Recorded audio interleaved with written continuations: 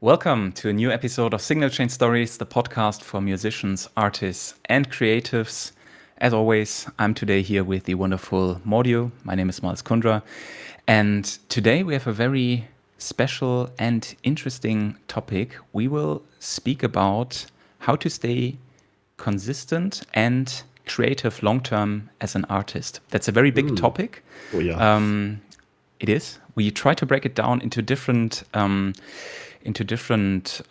subjects, but we really want you to take something away from that. And we share some of our thoughts of the problems we run into, some things like how we handle self-doubt, how we handle lack of motivation, how we also deal with inspiration. And that is today's episode. Amazing. Amazing. Actually, it has been sitting on our kind of like topics that we have for the podcast, that we have a list together, has been sitting there for quite a while. And I really wanted to do that because it's a topic that's very close to my heart. And I think everyone can relate to that. Absolutely. I think everyone have a moment where you sit there and you're like, why I open it? What's happening? I feel nothing. And then you have another day where you open it and it's just happening in 10 minutes that you're done with the track.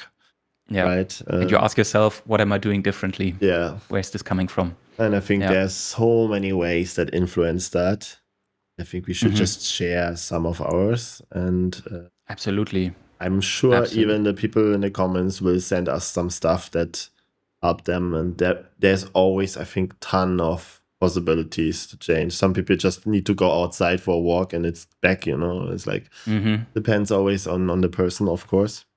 But like what you would say is like one of your main ways when you sit down and you have to make some creative work, whatever it is, and you don't feel it so much, like, but you have to deliver kind of tomorrow, let's say, and you're like, okay, I need to do that now. I need to have in Spark.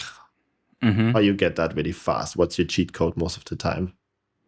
I mean, it really depends on what kind of like project it is. If it's, let's say, I know that I need to make a video because I have a video release for the next day. What really helps me with these kind of like bigger projects is two things. The first one is to break the project down into small steps, because if you only look at the project as one thing, it's completely overwhelming. And then kind of like breaking it down into smaller steps really helps. So for example, also going back to music production, that could be, instead of you just say, okay, I need to write a song now, you could say, okay, first kind of like step is make the open drums. Ableton. And exactly. And then start with just kick drum and hi-hat. That's kind of like the thing that I want to get going with today. I mean, it depends on which track you want to make, but that could be a start. And that's completely approachable, instead of just like having this big and overwhelming task of producing a track. Yeah. And then I know that sounds a little bit stupid, but I recently did a program which is called Positive Intelligence, and it kind of like teaches you how to be more positive towards yourself and to be more positive, and don't let kind of like yourself being talked down so much, so that you always kind of like push on yourself and kind of like being more encouraging to yourself. And then in combination with that first step would be to celebrate the first step, kind of like really kind of, it sounds stupid, but like really being like, yes, I made it. I fucking made it. That makes a real difference. If you do that over time and do it with a positive attitude and celebrate for the things that you achieved, you will be way more motivated and also have more inspiration to move forward. And I think that is one of the key things that I changed in the recent months that helped me a lot to staying consistent. I mean, this is like almost like a therapy topic,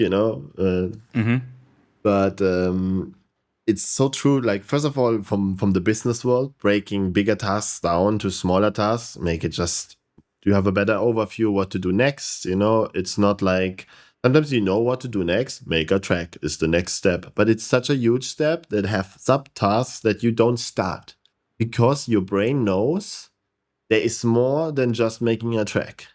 Yeah. So you making a kick today is zero. Like, you just open it for a second, you build the kick, and you close it again. And there's the trick. You don't close it. you start to make the kick. You're like, okay, let me do a hi-hat. Oh no, they sound really nice. And then you're 8 hours in. Yeah, exactly. It's like with cleaning the flat, kind of, right? You just have to open it. You just have to start. Like Yep. okay, let me clean that room. Oh, actually, I changed the full flat, the layout, everything. Yeah. Also brush the walls. Yes. I actually, my intention was to clean the kitchen, but actually I built a completely new flat, and now I kind of like have 6 rooms and more square meters. But this is kind of the effect, right? You like sometimes That's the trick, you just have to break it down to a smaller task to get this effect. I think that was a really, really important one. We know that from business and work, but it's literally working for art too. Like I remember when I decided to make a YouTube channel, I was like, never in my life, right? But I just break it down for 1 year. Like I literally did a plan for 1 year, every day what I have to do. Yeah. And then I was every day just one little task in the right direction. And then you almost like, you know, like it's like a passive thing you do. And then after the year, you're realizing, yo, I'm doing this right now. I didn't realize when it happened. I just realized that it happened. Exactly. Exactly. That's the point. Also, I think in this program that I made, the guy said, you can also think of it like there's a task that is really big and the task is 100%. And if you do 1% a day, that's just a tiny amount of the task. But if you do 1% a day, then it costs you 100 days to get a really big task done. And that's also something, if you think of it, it's super logical. But then if you break it down like that, it's so much easier to then do 1% a day than to say, oh my God, there's this 100% I need to achieve. How am I going to do that? So breaking projects down, I think one of the biggest things I can highly recommend for anyone to do. Do you use pen and paper for that, or like, because I feel like it's important to write it somehow down, the steps, and then really have this moment of like tickling I did it, to push yourself, like what you said after, like, yes, I did it, you know? Maybe I don't sit down and literally like, but I like the moment when I just can do like, cross it off your list, and it's gone, you know? I do that all digitally. I mean, you brought me to the wonderful tool called Sunsama. It's for those of you who don't know it, we'll put it in the video description below. It's a fantastic tool for task management. It's amazing. You can basically plan your whole days. You kind of like gives you a rough estimation on how long a task will take. You can do subtasks for each task. So it's very handy to do exactly that.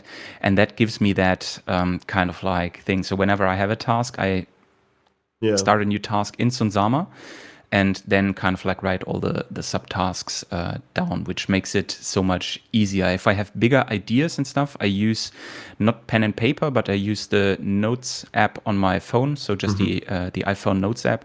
And there I have just one Notes, which is called ideas. And if I have kind of like, if I'm under the shower and then a crazy idea comes to my mind, I just write it down there. And from time to time, I revisit this idea selection and think, which of these ideas should I actually turn into a project, and then start to work on it. And that's kind of like proven for me over the last months as really effective, because it's like you let the idea sit for a bit, and then when you revisit it and still think, okay, that's a good idea, you can actually turn it into a project and then start to break it down by the different tasks that need to be done to finish the project. So that's like how I handle that. But I can completely understand, like, crossing things off also manually with a pen and paper is very rewarding. I mean, I use Sunsama too, totally for having the projects, breaking them down. And also for me, what's important, it's like synced with my calendar. So if like a calendar thing is like I have to have presence somewhere, it blocks me to put tasks on that day because I see the thing there. So because I got this crossover many times and I was like, fuck, I forgot. So there's a way to do that, but I feel like for the creative projects, they are like just like ideas or like senses somewhere in the back of my I like pen and paper. Like I think ideas for a track or something, or feelings, colors, you know, it's like very abstract sometimes. I just want to do it with my hand, that it comes out of me, and I do that. And if I say, okay, this is actually could be, when I look through it, you know, it could be an album or something what I'm just planning here right now, then I'm making it to the project for the next 2 weeks or whatever, Instant Summer. Okay. Yeah. Okay, that's so do you then put kind of like these notes down per track, or is it just like a general concept that you're working on and then you say, okay, these kind of like has multiple tracks in them? Creativity is randomness. Creativity have to flow, and creativity can't be a task. So for me, I need Yeah. pen and paper, or better, a mind map, or a canvas where I can just. So I want no rules till I decide on something. Like, for example, with my last album, right? I realize I have a lot of patches on the S4. They're ambient. They're based on nature sounds again. It feels again. It will be an album. So I start scrambling in this little book that I always have, where I make everything inside here. Like I have there's the live act from my album, but also notes for our podcast right now. It's really like freedom. But when I realize I have this album, for example, I write down, okay, the track names that I have now. Then I write down how many these are. Okay, it's already 8 tracks. That's actually an album already. Let's go. Or maybe I have 4, and I realize, hey, maybe let's out of this writing it down and putting it to a concept. I realize, okay, then I need 4 more or like 3 more, and I can make it an album because they are fucking 10 minutes long. So okay, I need 7 tracks, and it will be enough. So Yeah. out of this, you get this contact. And then you scramble these ideas, make the colors, maybe the names already, ideas, la la la la, till you really feel like, okay, this will be the thing. Now I just have to make 1 track, and it's done.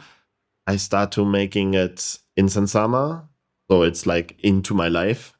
And then I literally have a task every week because my week is kind of full, right? I cannot do everyday music. So maybe on Friday, I can sit down and make some music for 4 hours. So I'm sitting there making 2 hours music, and then maybe take 2 of the other tracks and mix them a little bit. And then every Friday or 2 days in a week or something, I have this like module time block, where I just work on the actual project. What is in this case the album. Now the album is done. So in the moment, my module block on Fridays, for example, is like 2 hours right now because I'm kind of full. But in the moment, I have no project. So I research.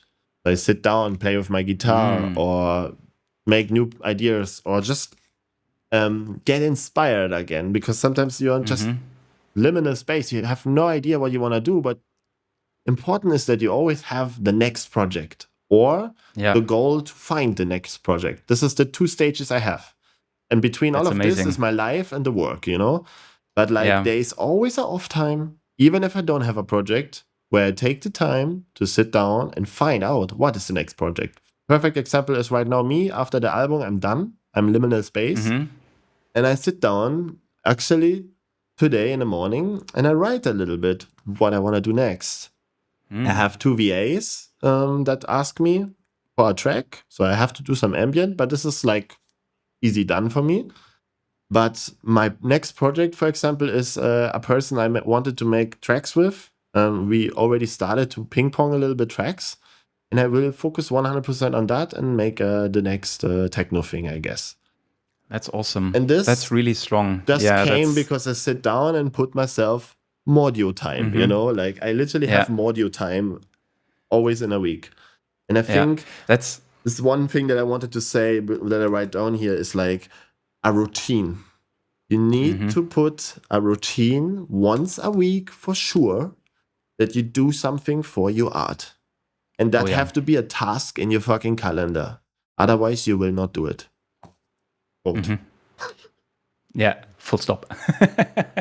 Yeah, but no, 100% agree. For me, it's actually kind of like similar. I really like your approach. Maybe I will change, but how I do it, it goes in the same direction. But I have every week, I have 2 hours, which I call free exploration. And that is basically time where I just take whatever inspires me right now and make something with it. It can be my move, it can be another instrument, sometimes also the guitar as for you, and I just create something without the need of it to become something. So it's just not, I don't put any pressure in it. It's just free exploration. If I, for 1 hour, just noodle around with some different sounds and have fun with it, that's completely fine. And that's kind of like how I explore my things.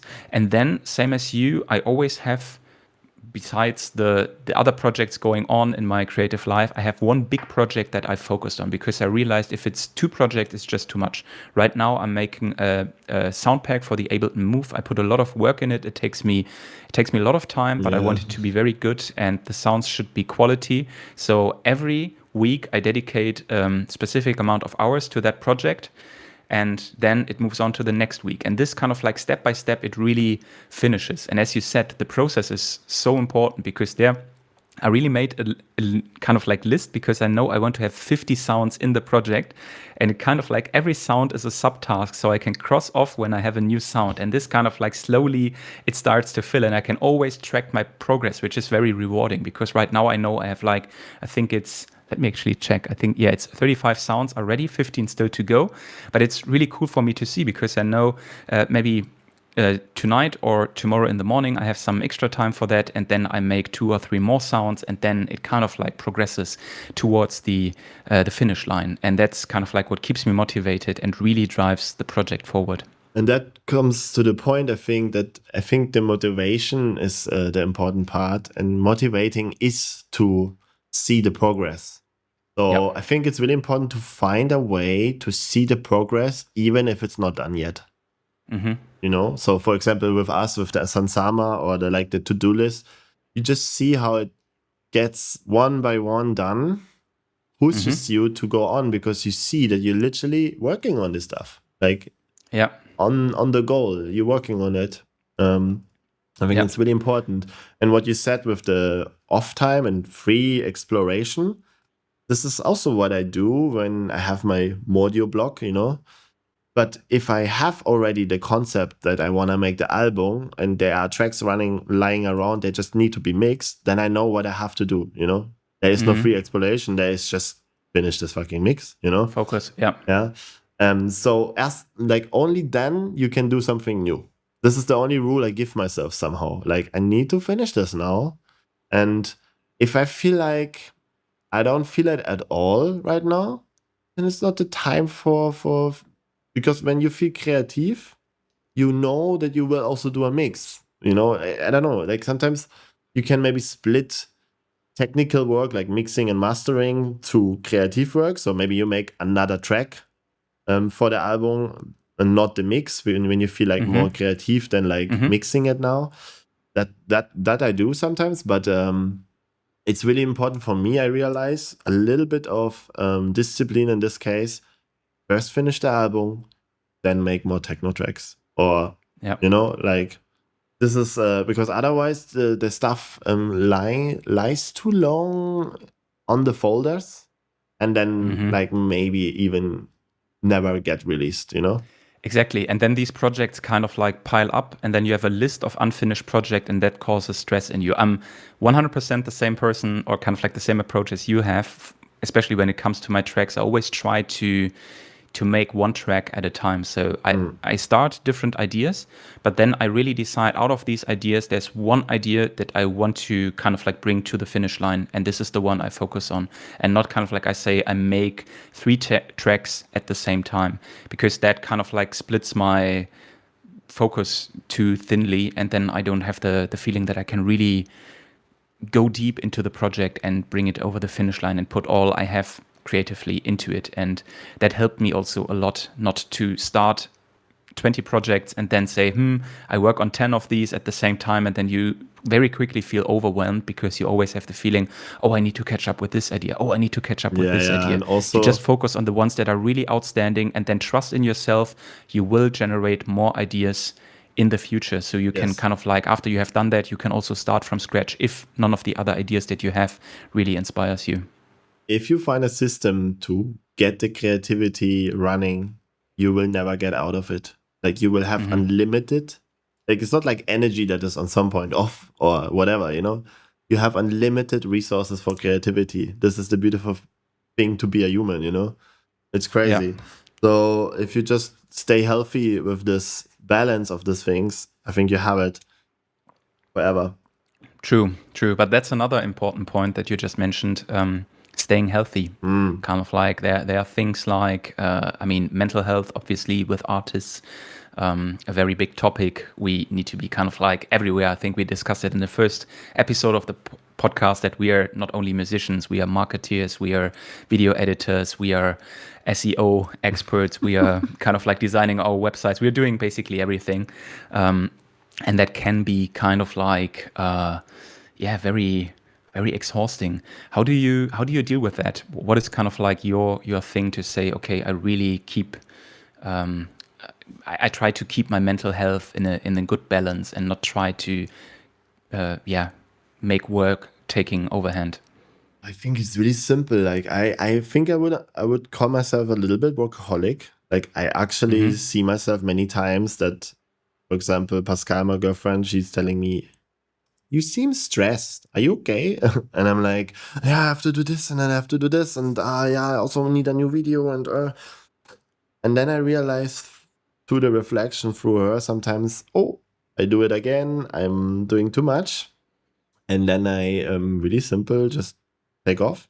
Like, thanks to YouTube and everything, I'm my own boss, so I can do it. And I know that everyone can do that, but I just say, okay, next weekend, let's go and camp somewhere, or no computers, no nothing, just off time. I think to get creativity running, you have to be bored. That's very important. And we are never bored. Trust me. In a time of these days, we are never bored. You're bored in the U-Bahn, or what you do? Grab your phones, feed, Instagram, la, la, la, la, la, la. So I already limit myself in a way that I don't have social media next to YouTube. And YouTube already gives me a feed, So I'm also like having my feed if I want to. But I'm really conscious about this, to watch YouTube maybe only in the night, and when I like in bed and I want to watch a little bit of YouTube and then sleep, or something like this. I don't watch YouTube too much. Sometimes for eating or something, like next to TV, I don't watch TV, so I watch some YouTube. But same. Everything else, I don't have feeds. I don't have anything. I have some emails that I can read, maybe with like news feeds, but that's it. So this is already gone. So what I can do next, and when the limitations are so heavy, like in my case, you have not so much option, and then you literally sit there and you're bored, and in that moment, you have ideas. Yeah. Because it's your brain that you can move in the right direction. And if I think just about like my artist project, Mordio, what is it actually these days? What I want to do next? I just put myself in the direction, let's think about this topic. And then I get ideas. And then I just write them down, And one day I read this stuff and I'm like, oh, yeah, true. Yeah, I wanted to do this. Let me set this up in Sensama. It's just, I think this little moments. Same thing I do with my notes app on the phone. It's exactly that. And what you say about boredom is so true. I read this book called Hyperfocus. I'm not sure who the author is, but it's really good actually. And it basically obviously touches the topic of hyperfocusing, which means you really deeply focus into a task that you want to get finished, right? Let's call it a music project or whatever. You deeply focus into that and do some really deep work for 2 hours to be hyper-focused. But the author also said, in order to be hyper-focused, you need to be scatter-focused, which basically means your brain needs these two sides. And scatter-focus basically is you allow your brain to wander wherever it wants to wander. And the author said how you can do that is actually pretty simple. You can just sit or lay on the floor, close your eyes and see what comes up. Just no phones, no distractions, nothing. Just basically not really meditation where you focus on your breathing or on kind of like do a body check or something, but really just see where your brain takes you. And that's a very interesting thing you can do for 15 minutes, you can do for 30 minutes, and you can do for 1 hour, which is crazy. But I'm pretty sure you will get bored at first, and there is a very big urge to drag out that phone, exactly as you said, try to scroll social media, check your emails, do whatever. But if you resist that, there will be new things opening for you, and that's crazy. So that's something, as you said, I can highly recommend. Be bored or just close your eyes and just see where your brain takes you and what crazy ideas come up. You will pretty sure be surprised. There's so many ways you can do this. Like, for example, I sit sometimes on the balcony, and now I would watch something, just be a little bit in the sun and watch something. Some people do that. Mm-hmm. I constantly decide to just watch the clouds. Fucking boring sometimes, but it's really, really calming, and it makes your mental health 50% lower instantly. It's like meditation. Because of this nothingness that you just do for a moment. So your brain is actually like, after a huge run, I do this between my work sessions. With my ADHD, I really need a lot of breaks. So like, we have this podcast now. After this podcast recording, I will sit down for 20 minutes and do nothing.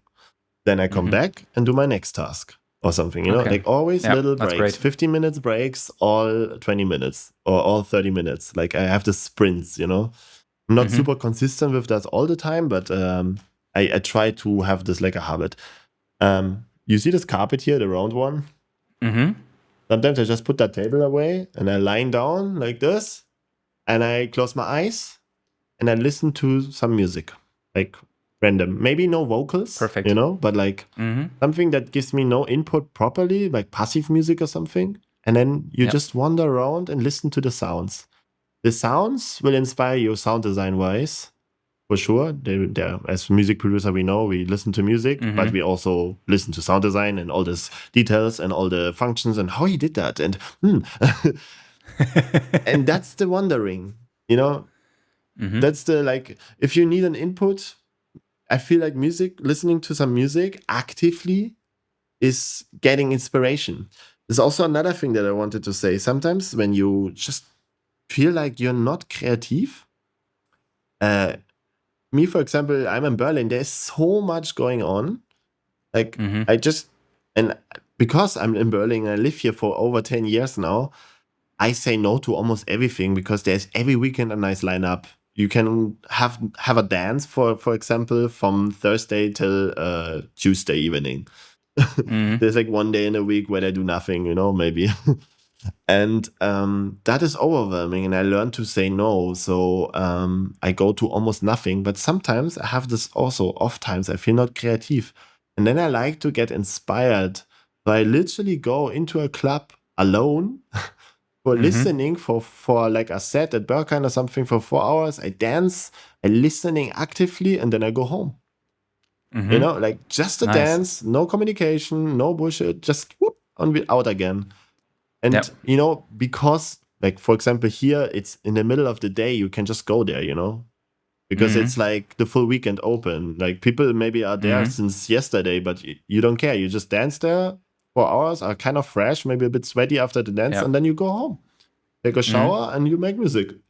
Like, I do that sometimes. Or, for example, other places, like, don't have to be music, Like, sometimes I go to art galleries and I just watch pictures. Very cool as well. And I'm alone there, and I have headphones on because, I don't know, just with my ambient there in my isolation bubble. And I'm just having headphones on and watching these images there that they put there. There's a lot of free exhibitions here in Berlin, a lot of times from small artists and stuff. And I just go there and I watch the stuff and then, I don't know, make also like little notes and feel inspired by the emptiness of this picture or something, and then I write emptiness and la la la, and then this is maybe how to translate that in music, and then I sit down and try that. Then make like a recording of nothingness or my fan here, and I feel like this is super empty. You know what I mean? Like it goes in these directions where creativity is something you cannot really catch, but you also don't try to do that. You try to describe it in colors and forms, right?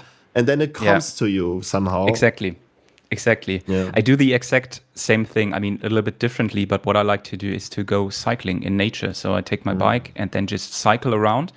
And then I have the weirdest ideas, but this is really where I realized, okay, when I do that, ideas are proactively coming to me. I don't have, exactly as you said, I don't have to chase them, but they are coming to me. So for example, I was cycling through Cologne and there's a great street art artist called Sei Leise. Shout out. And he makes some amazing street art here in Cologne. I saw Sei Leise.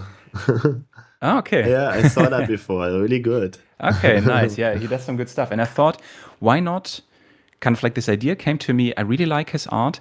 Why not, for example, take my Ableton Move, take my camera with me, everything battery powered, and then I just sit before his street art and kind of like interpret the art with my music and make a video about it. Of course, ask him before if he would be fine with that. But these are kind of like just ideas that would never come to me if I wouldn't have gone out, seen this art, and got inspired by it. So it's like things like that, exactly as you said, they will come to you if you go out and get inspired. They will not come to you if you stress yourself, if you constantly in this focus, hyper achiever thinking. That's not how it works. Creativity works differently, and it took me a long time actually to figure that out. But the moment you realize it, it's like a new world opening for you. And when you find the thing that inspires you, or the things, it can be more than one, of course. It's like, wow, I have, as you said, I have unlimited access to these creative tools, and that's amazing. Yeah, and if you think why I'm not creative today, you already was creative before, right? So you have it. You just have to figure out how to get the antenna out. I always say that. Like, I see an artist always like with this little antenna up here on your head, you know, and you're putting it with the social media like this. It's just closed. And when you let yourself wander around in the world, that's why they call artists sometimes like mysterious and weird. Why Modio goes alone in this weird exhibition and watch this picture for 10 minutes and just write things down and then leave and give a huge tip to the artist to like, just thank you, you know? It could be strange from outside, but from inside, it's just like, yeah, thank you. You give me some inspiration, and now I will make some music. Bye. And I like to do these things alone because, like, sometimes I feel like weird doing things alone. Like, I'm with, let's call a friend and do this. Like, why should I do this alone? But when I'm connected to my artist being, I'm not alone, kind of, you know. Yep, I feel like I can do this alone with Modio together somehow. That's a nice thinking. Yeah. And I feel like you have the artist in you. The alias that you decide is like the artist in you. And he's inside you. To get him out, you have to make this antenna up. And then with that mindset going through the world, you can talk to random people and get trigger points. Like you can say, okay, let me go to the main area in the city and ask random people about life purpose or whatever. Yeah. It would be just speak to them. Yeah. Everyone has something to say, and it's a trigger that everyone gives you one word. Tell me one word. Shut up. Okay. Tell me one word. Grass. Okay. And then out of this, you know, it's like this with the painting where people like paint the head, then making this move, and then you can just see the last piece of what someone painted, and then the full group painting like this weird person or something that is like with layers. This is what I love to do in art all the time. Like I want random trigger from the outside world, and I am just the person to bring the stuff together and kind of make the art direction then in the end. Exactly. I love that as well. Kind of like being inspired by all these outside things, like talking to people. And this is something I think, coming back to the social media topic and how you mentioned correctly, I think this is something that gets lost when you doom scroll. Also for me, I really brought down, I mean, I still use Instagram and TikTok, but I mainly use it now for posting stuff, and I stopped doom scrolling. I really just go there if I have a purpose. Yeah, I use it for work. I write with other people. I still connect with other people, but I consume really carefully what I want to see. And I really stop myself when I go into the direction of really starting to doom scroll and consuming content piece after content piece. That's what I'm currently trying to train myself off. It's really hard, but I am getting there. I'm also using some screen blocker apps. So in the morning and in the evening, no social media. From 8 p.m. until the next day, 9 a.m. in the morning, I don't use social media at all. All my social media apps are blocked. The only exception is YouTube. And there I really, like you said, go for watching videos before I go to sleep. But this is really something where I don't go into the feed, but I have videos that I bookmark kind of like throughout the day that I discovered that I say, could be nice to watch before I go to bed. And that's it. That's really the limit. And I don't break these limits because I realized all the doom scrolling, it just makes you a little bit numb, so to say. You're kind of like your creativity, it feels like it's really shrinking, and it's like you're constantly stressed, and you start all this negative things like comparing yourself to others, being negative to yourself, beating yourself down. And the moment you stop that, this whole new world that you just described opens to you. And the more you do that, the more this world opens, and you realize, okay, I'm not only feeling more creative, but I'm also feeling better in total with my well-being. The stress gets relieved, and that's kind of like such a big game changer that I can highly recommend to everyone. I know it's a thing a lot of people are saying, doom scrolling, social media is bad. Yes, of course, but really try it. Try to be hard to yourself and say, no, I don't do this anymore, full stop. And it really works wonders. It really becomes also, I feel like it really depends on what content you consume and which relation you have to the thing, of course. It is really just the fact that like becoming bored is raw these days because of the social media, you know? It is. And I mean, not only social media, but you have basically triggers everywhere. Our world is full of triggers. I think also John Talks Beats, he made a great video about this kind of like how boredom boosts your creativity. Same here. We mentioned him a lot of times, but he actually exactly covered this topic.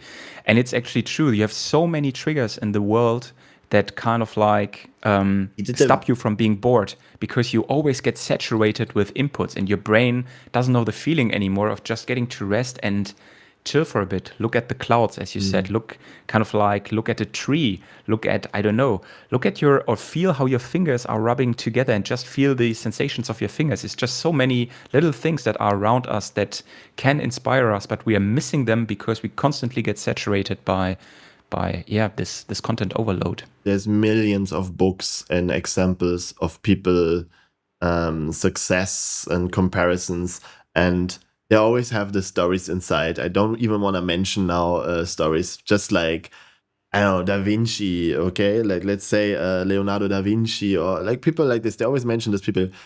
If you look at their lives, and there were great creators most of the time, right?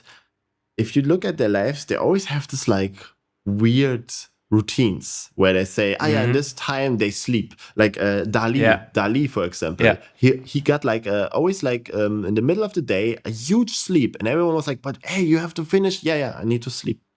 I need my sleep. But he got inspired, I think for Einstein, by dreams. It's the same. Yeah, Einstein was also like this. Like, I think Einstein slept like 12 hours a day, and people were asking, dude, why do you sleep so long? And he was like, I need that to kind of like create new ideas. Yeah, no, also they get inspired by the dreams. Dalí was inspired by their dreams, you know? And when this is your source, then find a way to get a lot of fucking sleep, you know? This can be everything that you want. The thing is, like, I feel like through content, and like, don't let me start on that topic, you know, because I can make a 5-hour talk now why social media is the evilest shit on this planet. And I mean, we both learn about algorithms. We are having YouTube channels. We know how much data and all that. Don't let me start. But that's something for another video. I really tried in this podcast to not start this, you know, like to don't go too personal. And I always say, I would say get less of it. But actually, I want to scream, fucking delete this shit. There's companies, there's people behind. We don't go politic now. But the fact is just that when you have more time with yourself, you connect more with yourself.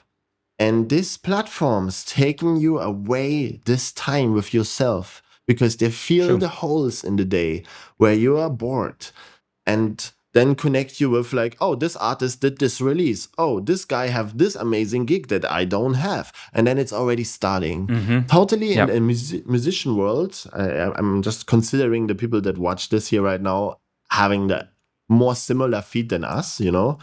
Where you see other DJs having amazing gigs, where you see other producers having another release this year. What the fuck? You know, like how they do this. And then you put yourself down. Since I delete everything of this, have no clue who is releasing what. And I love it. People telling me, I did this release, came really big. Oh, amazing, really nice. Oh, you didn't saw it? No. Because I see shit. But that's the thing. I cannot even see that my best friend have his new release out. That's sad sometimes, but actually, if they care that I see it, they will send it to me, Yeah. in a fucking email. Because I don't have WhatsApp and all that. Yeah, whatever. Yeah. But Yeah, but that's just to finish my sentence. yeah, of course. This empty time connects you with yourself and your thoughts. And this connection with yourself makes you really powerful because you know what you want, you know what you do, and you know who you are because you are alone with yourself. Exactly.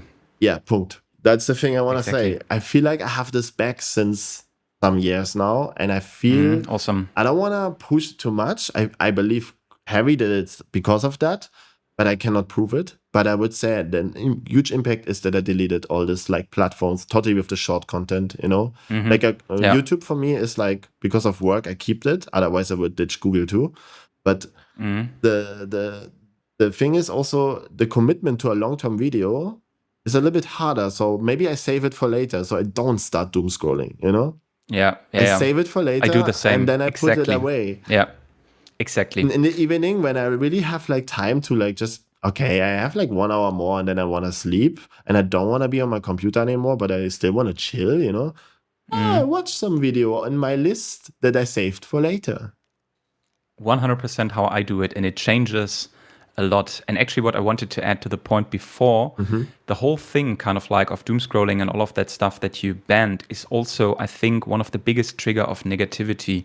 And negativity is one of, again, the biggest killers of creativity, because in that moment where you start with a negative mindset, this producer is releasing so much more, there are people out there that are doing so much more, I need to do so much more, so you start to judge yourself, you start to sabotage yourself, and in that moment you really can't be creative because there's so much negative energy in you, and this is not where creativity can really flourish. And that will again then frustrate you, because then you sit in front of an empty project and be like, okay, what should I do? No ideas are coming to mind, so you judge yourself again and beat yourself down. And then you are trapped in this negativity spiral that really not only damages your mental well-being, but also your creativity. Because I know that in these environments, you can't be creative. I've been there, and it was a shit time, really. But it's like the moment you get out of this, some things are just clearer and you understand how all of these things are connected. And then you start to do things to prevent yourself from falling into that. I mean, we are humans, we're not perfect. Everyone is negative from time to time. That's completely normal. But I think there are mechanisms like the ones you mentioned, the ones that I mentioned, that really stop you from falling into these negative spirals, and you're kind of like out of creativity for weeks. And you can really start to train that, ban doom scrolling, go out, be bored, be more connected to yourself, and you will pretty sure feel the improvement on yourself and on the creativity. It's the noise. Like there's a lot of noise in this world. And if you try to kind of find a way, I mean, for everyone, it's different. For us, it's maybe social media. For other people, it's like living in the city, It's just find a way to get the noise less. So you have more silence to hear yourself. It's sounding so esoteric, but it's so true. No, but it's true. It's really true. I did a video on it where I literally mentioned that I have this routine that I drive with my bike to the forest. And in this moment, I have just ideas because I do literally nothing than just biking and enjoying a little breakfast in the sun. But through that, I get more creativity. And it's so hard to explain what creativity, like how much more creativity I get. It's just like, I feel like since this less noise, I don't want to go too much on the social media thing now. Since I decide what I want to do with my time more conscious, it takes a lot of discipline. It's true. It's not easy. It's really not easy what we're expecting here from people, It's just also the full culture around you is addicted too. So everyone is like, nah, it's okay, chill. They're just talking bullshit, But we are all addicted to the fucking little smartphones, Yeah, and that's true. someone did that properly, Yeah. And I feel like this off times can give you, this wandering can give you just a moment of thoughts that you put down, and when you read them later, you will get instantly the spark, and then you can work with it. If I watch my book and I go back and I read those things and I'm like, oh, I already did that. Oh, I already did that. This is like scrolling my papers here is positive feedback for me. Like I'm seeing like how much I actually did from the stuff and how productive I am actually, because all of these things are things you put down. It's your content almost. Yeah. You know what I mean? It's kind 100%. Of weird to explain it like this, but yeah. 100%. I do actually the same thing. And this is also one point I wanted to mention is kind of like about staying consistent in creative long form is setting goals, but in a way that the goals are realistic. So what I don't like to do is set myself goals like I want to reach, 30,000 followers on YouTube until the end of the year, because that's not something I can 100% proactively control. But what I can control is something like I want to release 4 tracks until the end of the year. That would be something where I can really do it just myself. I don't need to rely on any algorithms or stuff like that. It's just something I can control. Yes. And then having these goals is something I write down in the beginning of the year.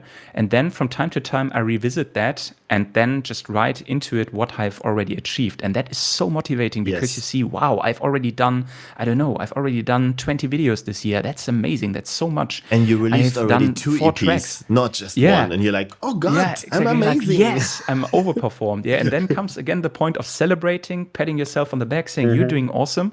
And that's kind of like how you get into this positive mindset that really kind of like encourages you, that inspires you, and that really keeps you going. Yes. Do we have some, I don't know, like we put in the beginning more workflows and then we went more philosophic. Do you have a little bit more workflows? Like maybe like active ways to get back into creativity? Or did we set everything already? I think about that, we said everything already. What I still like to add to the topic of workflows, I have in Sunsama, and also to the first topic where we said one project is very big, you need to break it down. I created for myself templates of projects that I know I need to repeat, but that are bigger. One example is making a YouTube video, because making a YouTube video requires actually a lot of steps. First, you need to write a concept. Then you need to work on the concept. Then you need to define a title, a thumbnail. Then you need to film the video. You need to edit it. And then comes the whole posting, which is a lot of different sub-steps in itself. So it requires a lot. And I found for myself that if I create a template that has all of these steps in it, I can just drag and drop that template into the new week where I want to start to work on the video, and then just do the first step, which basically is getting inspiration for a topic. And that is really where I sit down, get inspired, think about something. Maybe I already have something on my mind, and then I have the topic kind of like vaguely nailed down, and that's already the first step where I can say, yes, I did it. So things like that really help me to being productive over time and not get every week again overwhelmed of saying, oh my God, I need to record a new video. Because first I have kind of like a backlog of ideas that I can look into and fall back to. But then I have this really clear process that helps me to fall back to. I have the same thing for our Signal Chain Stories podcast. I have whenever Florian is editing the episodes, and whenever he sends me the episode, I can just pick up there and have a clear process of what next steps need to be done. And then we can have a really good workflow together, how we can bring this podcast to life and how we can keep it alive without being a burden for us, but actually something that is fun, where we can see this is what we achieved, this is how many episodes we have done. So I think all of these little templates that I have in the back, they help me so much to staying consistent in everything that I do creatively. Yeah, and it's also, I feel like when you make it to a project totally in a digital thing that is fixed to a calendar, for example, it was for me important. That's why I choose Sunsama in this case. It was just like, because it's a daily planner with a calendar. So if you don't make the task today, it switch automatically to the next day, so it don't get lost. And I like that fact, because no one from us, when you think about it, was saying, yeah, I'm really good at making podcasts, I will make a podcast.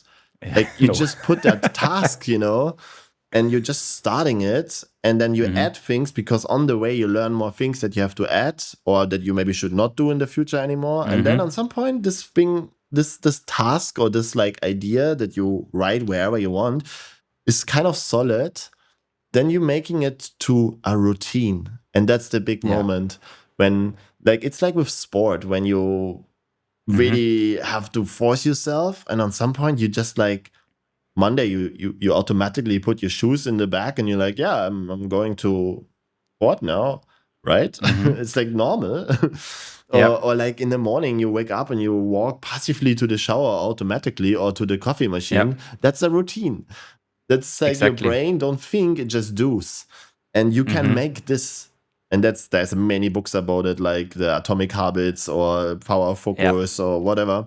But this is always the same concept. I read so much the same fucking concept in many different ways described, but it's just that. Do something starting, so many times, and then it becomes making a it a routine. Yeah.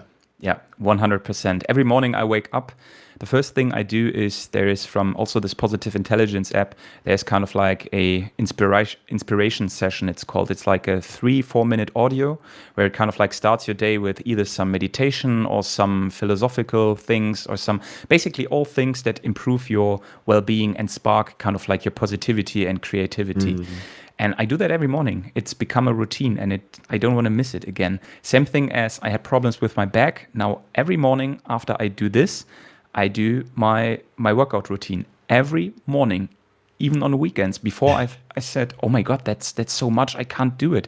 You can. It just became a routine because now I just don't want to miss it anymore because I know it improved my physical well-being so much that I just don't want to miss it anymore. The point is just to start and then really make it a routine until you cross the point where you see, okay, I do this basically automatically now. I don't even have to make it a task in my task manager because it's a habit. As you said, when you wake up from bed, some people, I don't know, drink a glass of water or, I don't know, go to the shower, brush their teeth. It becomes something like that. And that's, I think, where the magic happens. Yeah, and look, like drinking more water, easy. Sports, easy, maybe, but I don't know. There's easy things where you cold shower for 10 minutes and then warm, whatever. I feel like it's easy, but you can do this literally with every task. If I ask you, do you think every week about your video that you have to post on YouTube? And that's a huge task. Yeah. You don't need the Sansama for that, right? You don't need the note. You actually know, I have to make a video. I know. Yeah. Because I feel like there's also people, they're not like, I mean, I'm a super Virgo, so I'm like every day, right? I like that. But some people are not so OCD like us, maybe. But they're like, I want to do it when I feel it, la la la. But then I would still say, give yourself this week, I have to finish this thing. When I do it, how I do it, is it in the middle of the night, whatever. Do it how you want. Give yourself the freedom to actually do it. That's important.